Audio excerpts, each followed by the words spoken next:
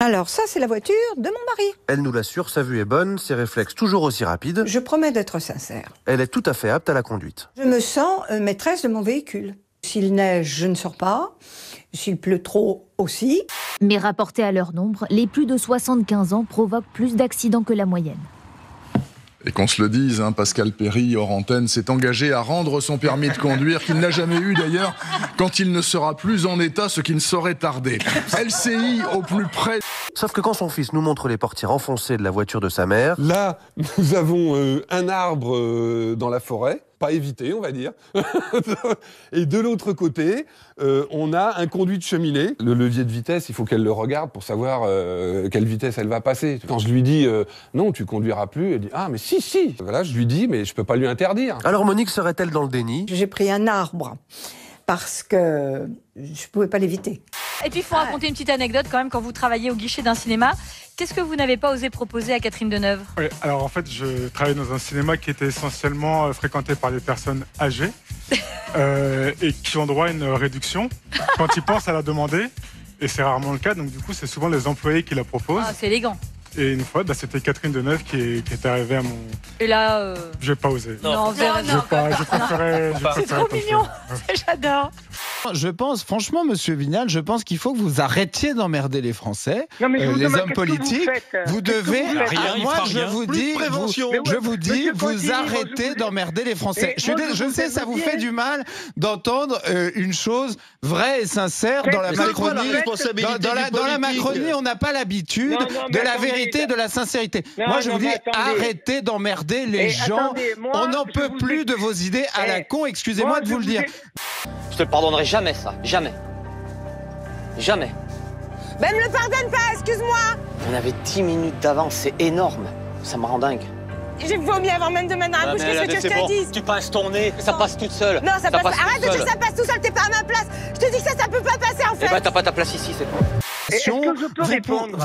Oui, mais vous me posez une question, donc je vous réponds. Ouais, mais vous êtes long, hein, ma réponse, je suis long, mais vous savez, les macronistes, ça fait 5 ans qu'on vous supporte, on vous supporte encore pour 5 ans, donc vous allez me supporter 5 secondes. Moi, je vous dis, vous arrêtez d'emmerder les gens, autant faire de la sensibilisation, demander aux médecins de s'en occuper, mais sans aucune espèce de coercition. Pourquoi pas?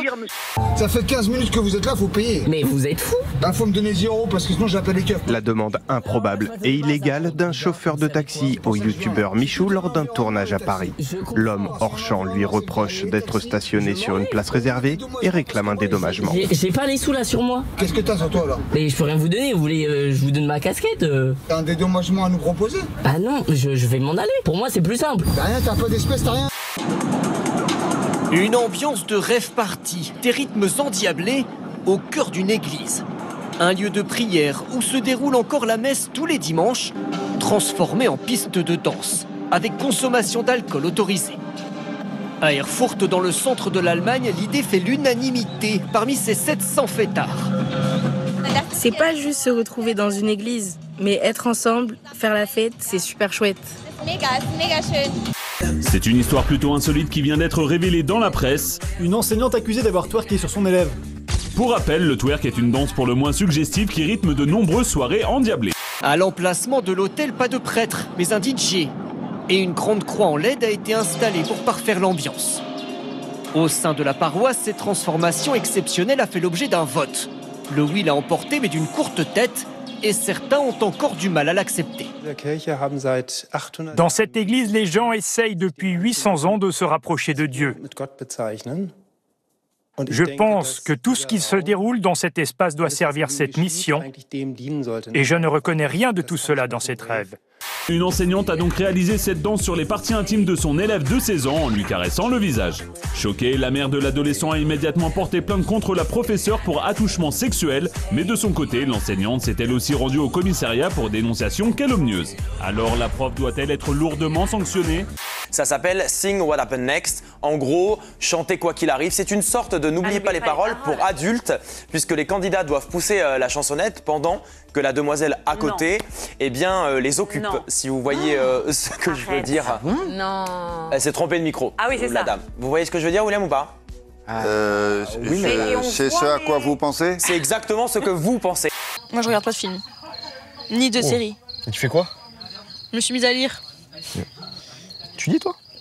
Tu lis quoi? Depuis une semaine. Tu vas rire si je te dis ce que je lis. L'art d'aimer. De quoi?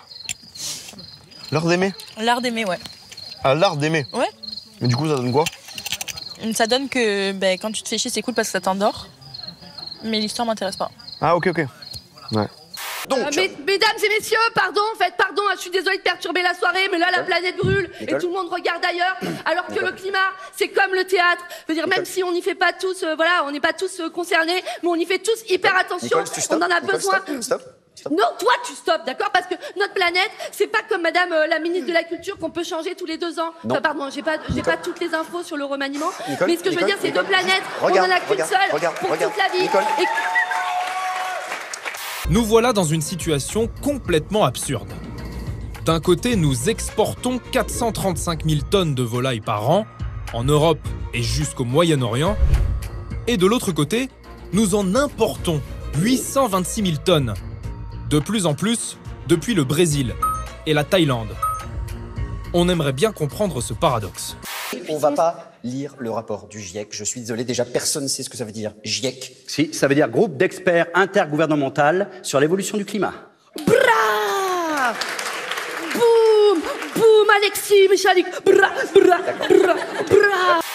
La pollution de l'air tue 1200 enfants et adolescents en Europe chaque année, selon l'Agence européenne de l'environnement.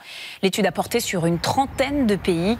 Face à ces chiffres inquiétants, l'agence recommande d'améliorer la qualité de l'air aux abords des écoles, des crèches et des transports en commun.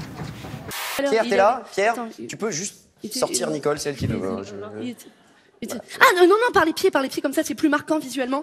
Merci beaucoup, voilà, vas-y comme ça s'il te plaît. Non, et par contre, pour de vrai, je plaisante pas mesdames et messieurs, parce que si les sols français sont aussi secs que le cœur d'Alexis Michalik, c'est parce qu'au territoire